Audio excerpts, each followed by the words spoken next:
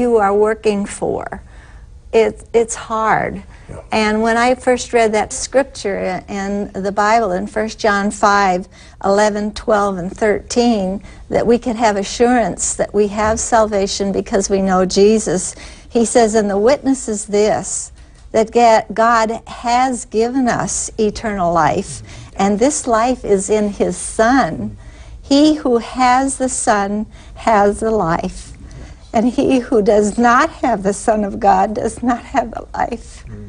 These things I've written to you who believe in the name of the Son of God, in order that you may know that you have eternal life. Yeah, and you guys... You're working so hard, and you're not going to get it.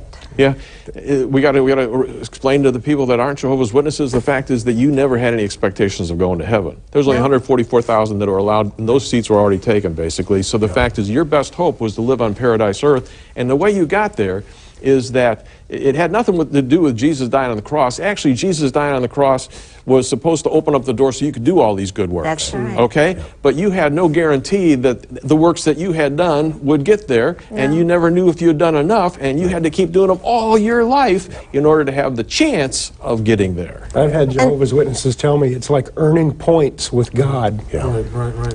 Yeah. But I could live for 1,000 years and still lose it, still lose eternity. There was never assurance because it was depending on me, not on Jesus. Well, and the Watchtower sets you up for failure. As you know, as Brian pointed out, the Bible really points you to Jesus. Salvation comes through Jesus, but then the organization tells you to come to Jehovah's organization for salvation. So that's your focus. That's in the November 15, 1981 Watchtower. In April 1, 1979, it says that Jesus is a mediator only for the anointed class, not for everybody else. And so now you have to stay focused on what did the organization tell me to do. And then in August 1, 1981, they tell you that how you treat the anointed is the sole determining factor as to whether you have everlasting life or everlasting cutting off. So the only thing that matters is how you treat the anointed class. Who are the anointed class? They're the 144,000. Okay, and those on earth of the 144,000, the guys that were left were what? The leaders of the Watchtower, weren't they? The faithful and discreet slave. Okay, so basically what that was pointing you to is you had to have loyalty to this group of men in Brooklyn, New York. Loyalty to the organization. Now, here's the thing, folks, you need to realize. There's over 7.5 million Jehovah's Witnesses in the world that we're all talking the same story here. They are controlled by what this group of men at the Watchtower in Brooklyn are printing through all of their books. Now tell me also, you found out, as being one that was in the finances and the leadership there, tell me what else you found out about this leadership class. Well, the finances, actually when I was first leaving, I went online, did a Dun and Bradstreet on the Watchtower Society. Now this was just the Watchtower Bible and Tract Society of New York Incorporated. And at that point, they were taking in $1.25 billion a year. Oh my goodness. But on the other hand, they were sniping at television evangelists who were taking in, $100 or $200 million. So then I began to realize it was a lot about the money. And you also said that they did some legal things so they wouldn't be responsible. Yeah, so in the year 2000, they had a big restructuring of their corporations. They spawned 3 new corporations. And all of those people who were of the faithful and discreet slave class, the anointed, resigned their posts as directors of all of the corporations. So what they've been doing is separating the religious aspect of the organization from the printing and the assets of the organization. They've got, I think, 70 properties left in Brooklyn, New York. In 2004, they sold the Furman Street building for $204 million. And they separated this, why? Well, this is what I was thinking, because they always cast it in light of, it's simplification, so that the faithful and discreet slave can really pay attention to religious things. But they're really responsible for all of the doctrine, all of the teaching, all of the policies of Jehovah's Witnesses. Now, one thing that could be a legal problem for them is the blood issue, because they've constantly been backing off, becoming less strict on that. Because if people obey them and don't take a blood transfusion and a son dies or a little child dies or the wife dies, they can turn around and sue them. They could sue them, but the people they would sue are the faithful and discreet slave. Now, in their positions at Bethel, they are actually members of a special religious order, the order of special full-time servants, and as such they've taken a simple vow of poverty. So on the one hand, they're controlling the doctrine, and they of course control the printing corporations, but they have no control legally over all of these assets. So say somebody did die from not taking a blood transfusion and one of their non-witness relatives went to sue somebody, they would be suing people that had no assets whatsoever that they could seize. So it's a brilliant legal maneuver. All right, we're going to take a break. When we come back, I'm going to ask Bob to tell us then, as being a leader in the Jehovah's Witness, what all of a sudden changed your mind, and how long did it take for you to come out? And I want you others to talk about the journey coming out. It's really something, folks. So stick with us. We'll be right back.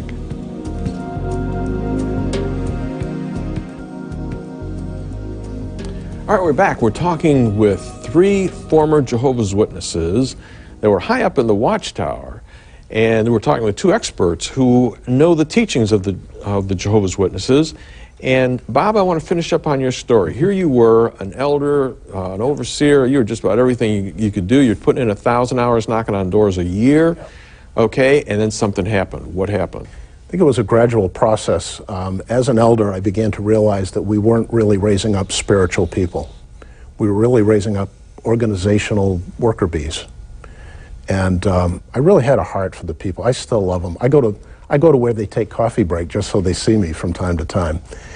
And I also realized that as an elder, a lot of the training I was getting was more geared toward supporting and defending the Watchtower Society. So that was that seed that started, things just aren't right here. Then I was online. This would have been 1993. Ran into some ex-witnesses online whom I really shouldn't have been talking to. One of them lived nearby me, and I borrowed his copy of Crisis of Conscience and read it. And for those that don't know, Crisis of Conscience was written by a former member of the governing body of Jehovah's Witnesses. Yeah, Fred France was actually the president of the Jehovah's Witnesses for a time, and his nephew, Raymond France, was on that ruling committee. And he wrote this book, Crisis of Conscience, where he talked about all the stuff that they had done and why he left, which was just a devastating account here. You read that? I read that. He really didn't say a lot that I didn't already know, but he linked a lot of things together. And I was really kind of disappointed in the book because I'd been taught, and I had taught, that apostate writings are full of vitriolic hatred. And that was totally missing from that book. Mm-hmm. But at that point, I knew that I was on my journey out. How long did it take you to come out?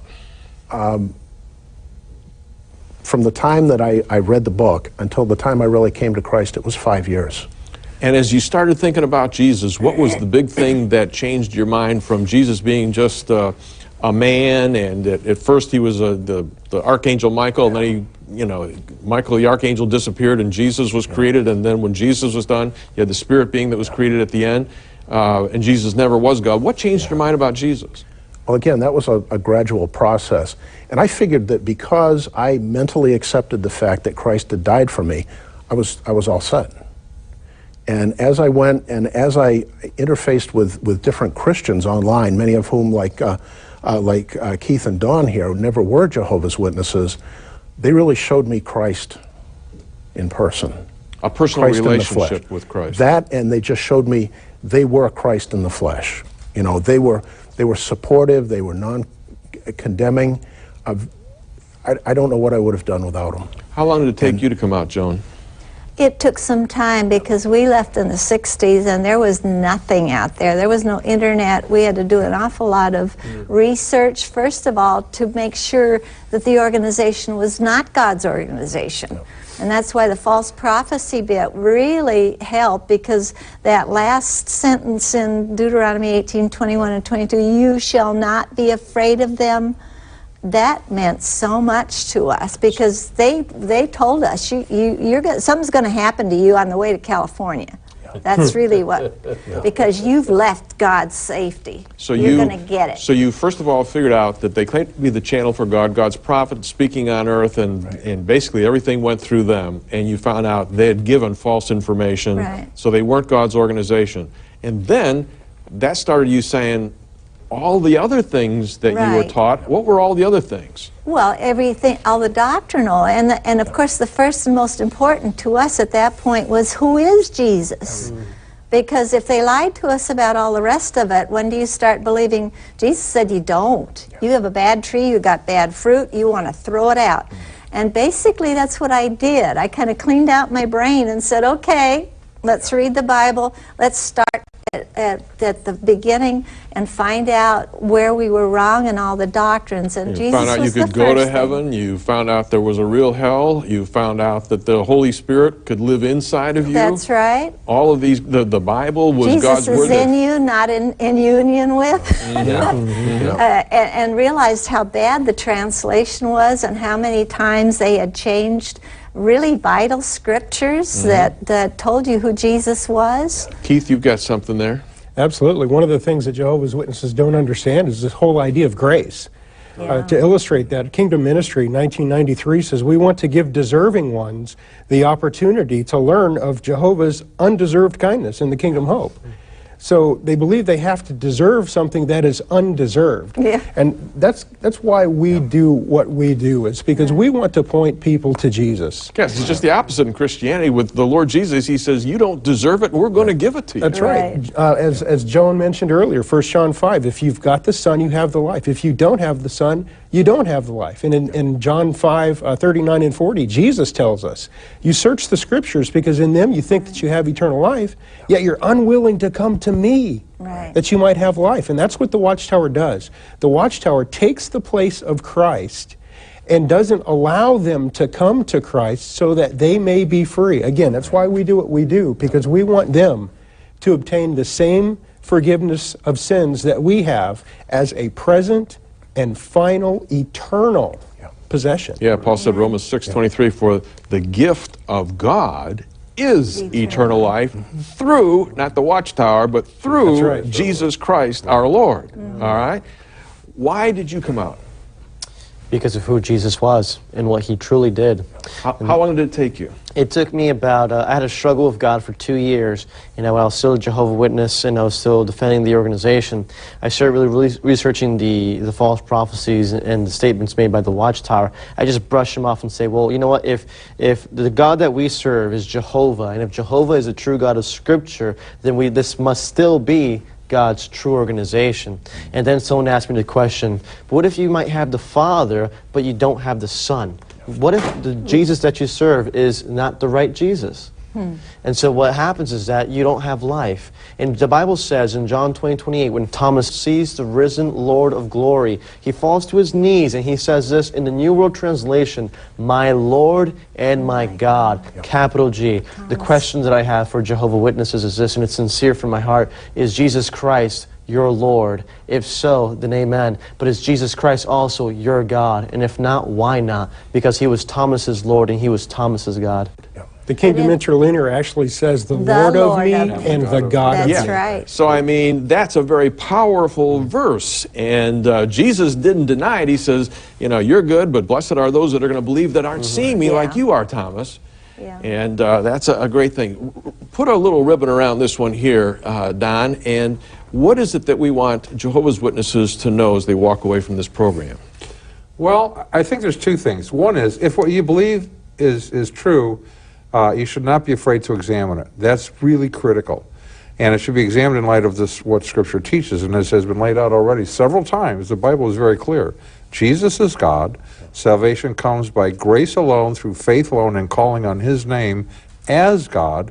And you can pray today to receive salvation by grace through faith in him. Folks, those of you that are listening that are Jehovah's Witnesses, or you've got a member of your family that is a Jehovah's Witness, and you'd like to ask these folks a question, go to our website at JA Show, the John Ankerberg Show, either one you can use, jashow.org, and ask your question. There'll be a place for you to ask your question, and I'm going to ask these folks to answer as many as they've got time to answer, and we will post them for everybody to see.